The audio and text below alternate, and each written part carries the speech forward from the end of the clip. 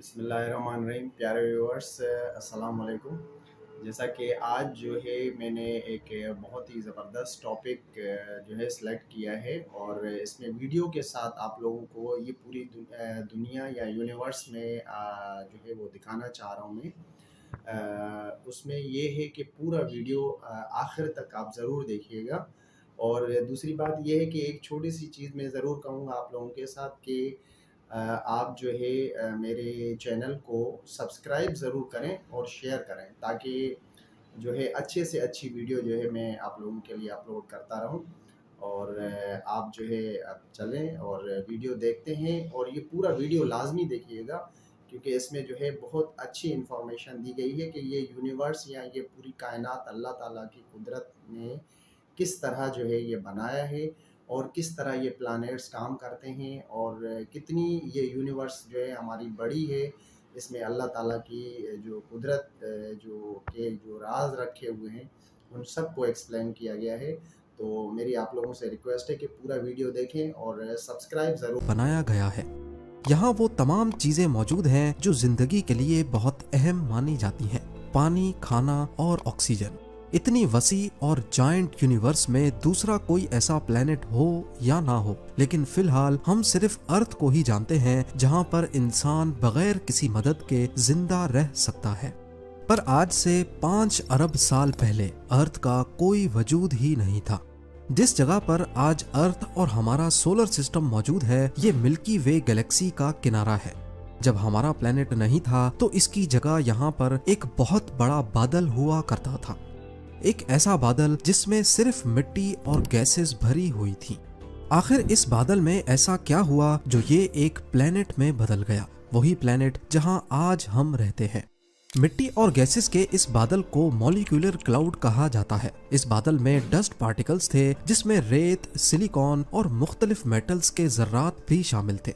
इस बादल की पैदाइश मुख्तलिफ डेड स्टार्स की वजह से हुई थी। यूनिवर्स के शुरुआती वक्त में जिन स्टार्स ने अपना सारा फ्यूल जला दिया वो फट गए, और फटने की वजह से उनके जर्रात आसपास यूनिवर्स में फैल गए। ये आसमान में दिखने वाले बादल की तरह नहीं, बल्कि ये कुछ ऐसे दिखते हैं जिनको हबल स्पेस टेलीस्कोप की मदद से कैप्चर किया गया था। हैरत अंगेज तौर पे ये बादल 100 लाइट ईयर्स जितना बड़ा था। यानी इसके एक कोने से अगर कोई लाइट ट्रेवल करना शुरू हो तो इसको मॉलिक्यूलर क्लाउड के दूसरे कोने तक पहुंचने में 100 साल लग जाएंगे। आसान अल्फाज में समझा जाए तो सूरज और अर्थ के दरमियान जितना डिस्टेंस है, इससे 60 लाख गुना बड़ा ये मिट्टी का बादल था। यही वो बादल है जिसमें से नए स्टार्स और प्लैनेट्स बनते हैं। और जो ताकत, जो फोर्स इस बादल में से स्टार्स और प्लैनेट्स को बनाती है, वो है ग्रेविटी। जी हाँ, वही ग्रेविटी जो स्पेस में होती तो नहीं, बल्कि ये जनरेट होती है। स्पेस में दो ऑब्जेक्ट्स अपनी अपनी ग्रेविटी की वजह से एक दूसरे से जुड़ जाते हैं या एक दूसरे को अट्रैक्ट करते हैं।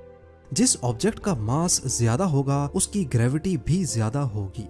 मॉलिक्यूलर क्लाउड के पार्टिकल्स इसी ग्रेविटी की वजह से एक दूसरे में जुड़ते गए। जो बड़े पार्टिकल्स थे उन्होंने छोटे पार्टिकल्स को अट्रैक्ट करना शुरू कर दिया। ये पार्टिकल्स बहुत तेजी से एक दूसरे में टकराने लगे और इसकी वजह से एनर्जी जनरेट हुई, जिसने गोल घूमते हुए बादल के कोर को, उसके सेंटर को गर्म कर दिया। अगले करोड़ों सालों तक ये प्रोसेस ऐसे ही चलता रहा और मॉलिक्यूलर क्लाउड का कोर बड़ा भी होता गया, ज्यादा तेज भी घूमने लगा और ज्यादा गर्म भी हो गया। और एक वक्त के बाद ये बहुत बड़ा फायरबॉल हमारा सूरज बन गया। बचा हुआ मॉलिक्यूलर क्लाउड अब इसी सूरज के गिर्द घूमने लगा। इसमें मौजूद पार्टिकल्स और गैसेस से ही सोलर सिस्टम के प्लैनेट्स, जिंदगी और उन प्लैनेट्स के गिर्द घूमने वाले चांद बनेंगे। पर आखिर कैसे? ये एक मिस्ट्री थी, लेकिन अब नहीं है।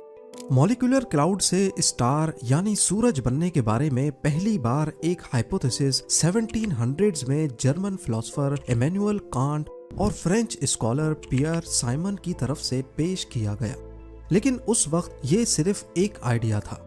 उसके बाद 1920 और 1950 के बीच में जब टेलीस्कोप्स काफी एडवांस होने लगे तो एस्ट्रोनॉमर्स ने अपनी आंखों से स्पेस में कई ऐसे डस्ट क्लाउड्स को देखा जिसके अंदर नए स्टार्स का जन्म होता है। लेकिन इन बादलों के अंदर देखना टेलीस्कोप की मदद से पॉसिबल नहीं था। फिर 1970 और 1980 के बीच रेडियो और इंफ्रारेड टेलीस्कोप्स की इन्वेंशंस ने ये मसला भी हल कर दिया।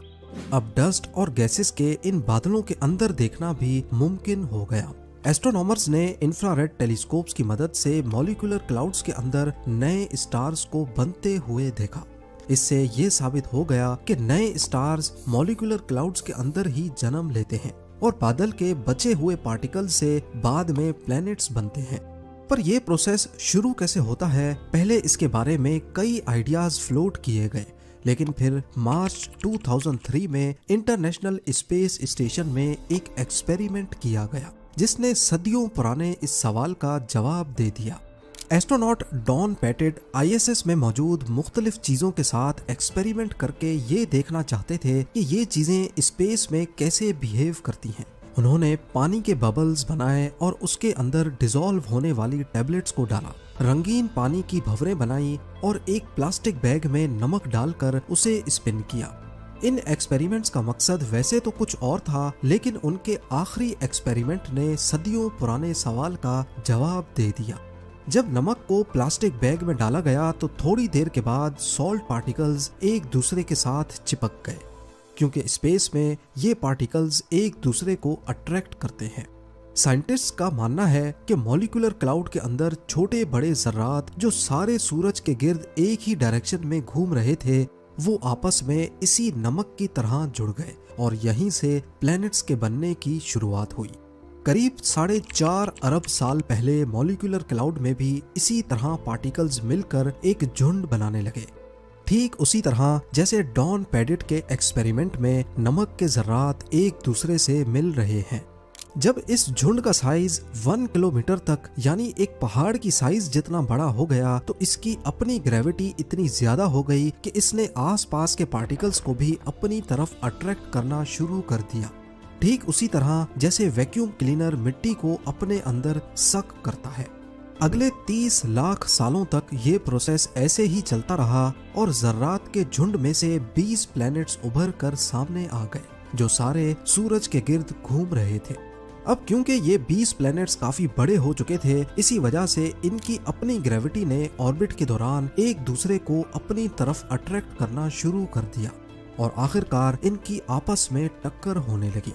हर एक टक्कर में 2 प्लैनेट्स ने आपस में मिलकर एक बड़ा प्लैनेट बना दिया। वक्त के साथ साथ इन टक्करों की वजह से सोलर सिस्टम में जहां पहले 20 प्लैनेट्स थे, वो अब सिर्फ चंद प्लैनेट्स ही रह गए, जिसमें वीनस, मरक्यूरी, मार्स और हमारा अर्थ भी शामिल है। पर ये अर्थ उस वक्त ऐसा नीला और जिंदगी से भरपूर नहीं था, बल्कि ये कोलिजन्स की वजह से आग बगोले की तरह काफी गर्म था। एस्ट्रोनॉमर्स का मानना है कि अर्थ को इस मकाम तक पहुंचने में करीब 3 करोड़ साल लगे थे। उस वक्त अर्थ का टेम्परेचर 5000 डिग्री सेल्सियस के करीब था, यानी अगर इस पॉइंट पे यहाँ कोई लिविंग ऑर्गेनिज्म आ भी गया तो ये सेकंड से भी कम टाइम में भाप बनकर खत्म हो जाएगा। अर्थ में जिंदगी के आसार सिर्फ तभी उभर पाएंगे जब इसका टेम्परेचर गिरेगा, लेकिन जब तक ये ठंडा होता, इसे अपनी एग्जिस्टेंस के लिए अभी सबसे बड़े खतरे का सामना करना था, सोलर स्टॉर्म। जी हाँ, सूरज से निकलने वाली शुआएं जब भी किसी प्लेनेट में दाखिल होती हैं तो वो उसके एटमॉस्फेयर को काफी नुकसान पहुंचाती हैं। यही सोलर स्टॉर्म्स दूसरे प्लैनेट्स में भी आते हैं और इसकी वजह से यहाँ जिंदगी का बढ़ना मुमकिन नहीं होता। ज्यादा दूर जाने की जरूरत नहीं, मार्स जो अर्थ का पड़ोसी प्लैनेट है, वहाँ पर सोलर स्टॉर्म्स ने जिंदगी के चांसेस को खत्म कर दिया है। पर इन्हीं सोलर स्टॉर्म्स का अर्थ ने मुकाबला कैसे किया, इसका सीक्रेट छुपा है अर्थ के कोर में। जब मॉलिक्यूलर क्लाउड में अर्थ बनना शुरू हुआ तो इसका टेम्परेचर काफी बढ़ गया। इस टेम्परेचर ने अर्थ को एक फायर बॉल बना दिया। पत्थर पिघल गए और उनमें मौजूद आयरन और निकल भी। अब क्योंकि आयरन और निकल का वजन काफी ज्यादा होता है तो वो अर्थ के कोर में गिरना शुरू हो गए। जियोफिजिसिस्ट्स का मानना है कि जब भी मोल्टन आयरन को गोल घुमाया जाए तो वो अपने गिर्द एक मैग्नेटिक फील्ड बना देता है। अब क्योंकि अर्थ के कोर में मोल्टन आयरन की क्वांटिटी ज्यादा है, तभी वो एक मैग्नेटिक फील्ड जनरेट करता है और स्पेस में ये मैग्नेटिक फील्ड का असर जहां तक रहता है, इसे मैग्नेटोस्फीयर कहते हैं। नॉर्मली ये मैग्नेटिक फील्ड अर्थ की वो साइड जो सूरज को फेस कर रही है उसमें 3,70,000 किलोमीटर तक फैली हुई है, यानी लगभग जितना दूर चांद है। और जो साइड सूरज को फेस नहीं कर रही उसमें अर्थ की मैग्नेटिक फील्ड लाखों किलोमीटर्स तक फैल जाती है।